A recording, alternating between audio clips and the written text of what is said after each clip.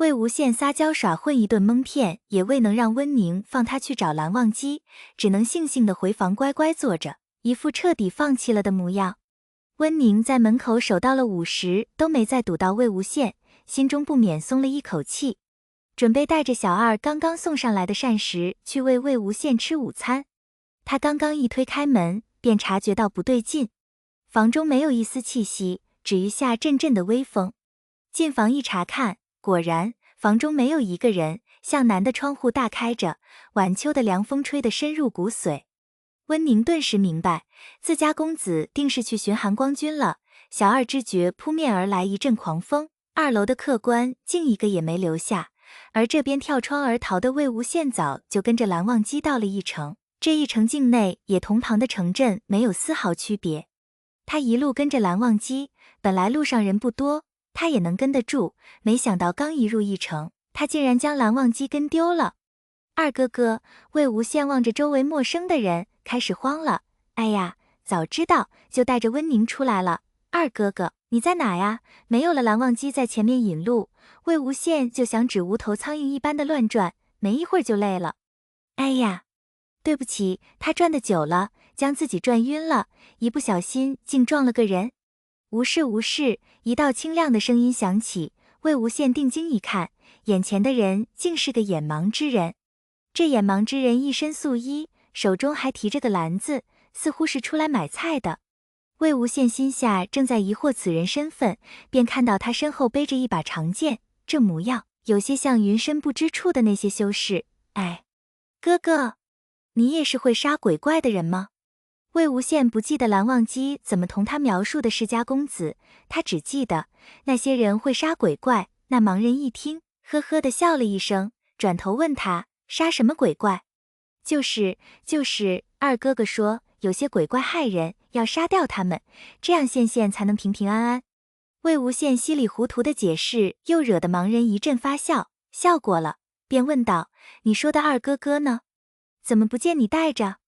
二哥哥不见了。盲人不提还好，一提他便更伤心了。二哥哥，你究竟在哪呀？我觉着小道有你有些意思，我家就住在前面，你要不先来我家歇个脚，等你家二哥哥前来寻你。那盲人似乎是觉得他有些可怜，不忍心将他一个人放在大路上苦苦等着，便提议将他带回家中。好呀好呀，可是这样二哥哥就找不到我了。无妨，你这一路留下的气息众多，他自然能寻到的。好。智灵的魏无羡单纯的紧，3下2下便被说服，随那盲人去了他家。一路上还聊了许久，该说的不该说的都说了个明明白白，丝毫没有防备心理，甚至忘了蓝忘机根本不知道他寻来的事。等蓝忘机知道的时候，是他遍寻无果，在城门口碰上了温宁的时候。待他们再返回城中去寻魏无羡，天已经黑压压的沉下来了。蓝忘机心中越来越慌，他试图从路边的气息中寻找魏无羡的身影，却也没能找到，似乎就像是被人特地清理干净了似的。温宁自觉犯错，也不敢多说什么，只能随着蓝忘机一条街一条街的去寻。看着蓝忘机渐渐沉下来的面色，就连他一个傀儡都觉得有些发慌。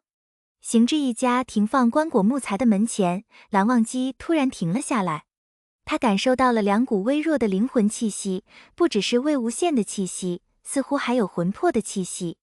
他等不了多久，便破门而入，正好撞见了里面正在用晚餐的人。谁？蓝忘机未曾开口，里面便有一人开口质问他。向他望去，是个穿着素衣的盲人，一副道长扮相。而同他坐在一桌的，还有个白瞳少女，好像也是盲人。白瞳少女对面坐着个少年，一身黑衣。突然，蓝忘机拔出臂尘，冲着那黑衣少年袭去。少年慌忙躲避，一旁的盲人拉开少女护在身后，起身拔出一旁的剑，帮少年挡下了一击。蓝忘机看到那剑，突然愣了一愣。双华，你是小星辰？那盲人似乎没想到能在此被人挑明身份，也愣住了。正是，你是？蓝忘机并未回答他，只是趁着小星辰恍神的功夫，挑开双华剑，再次向那少年袭去。那少年躲避不及，被呲了个正着，说：“魏婴在哪？”原来蓝忘机一进屋便感受到了魏无羡强烈的气息，又看到了那少年正在吃饭的手，那手只有9根手指，少年见被他认出，便笑着挑明了身份：“哈哈哈，韩光君怎么来了？我这小门小户可接待不了韩光君这尊大佛。魏婴在哪？”“什么魏婴？夷陵老祖魏无羡吗？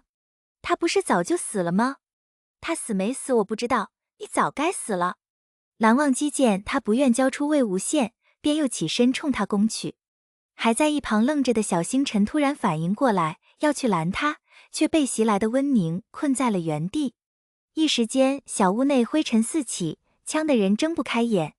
恍惚间，蓝忘机看见一个弱小的身影扶着魏无羡的身体从房内走出，是那个白瞳少女。她将魏无羡从房中扶了出来，还没来得及出声，便被那黑衣少年抢走了手中之人。“坏东西，你想干嘛？这道长是来找他的。”随着少女的怒斥，那少年手中的剑也架在了魏无羡的脖子上。啧，看来这夷陵老祖确实不错，我费尽心思也没能控制的傀儡，竟又回到了他身边。果然是你，金家的客卿，称不上。金光善早就将我赶出金陵台了，我如今也就是个凡人，能杀了常氏一家，还想控制温宁，你不可能是个凡人。韩光君，没有您厉害，已经死了的夷陵老祖都能复活，在下佩服。杀了常氏一家？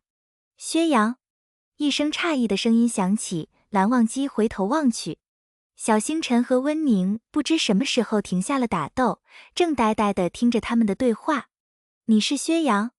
小星辰似乎受到了极大的刺激，发狂似的质问道：“是又怎么样？怎么，道长很失望？跟你一起生活了那么久的陌生人，居然是我，你不是应该开心吗？为什么是你？我也想知道为什么是我呀。没办法，我是道长你自己捡回来的呀。”哈哈哈哈哈哈！薛洋，松开他，你跟我走。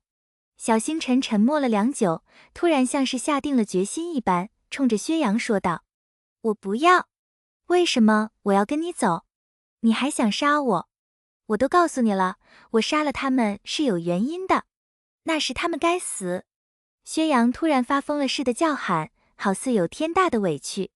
魏无羡的身体被强拽着，手中的剑在他的脖子上磨出了血痕。“我不杀你，你跟我走。”小星辰从嗓间挤出的话语，还是使薛洋愣愣地站了一会儿。只这一小会儿，蓝忘机便飞速地将魏无羡夺了回来，还将那薛洋置于了剑下。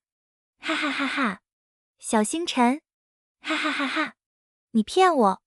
薛洋见手中的筹码被救走，知道反击无望，扑在地上开始狂笑。他以为小星辰是在骗他，是啊，他做的事根本不可能得到小星辰的谅解，即使小星辰已经知道了他杀常氏一族的原因，他永远不可能被小星辰原谅。他不配，不会，我没有骗你。小星辰的声音在薛洋的狂笑声中响起，平静的仿如一潭湖水。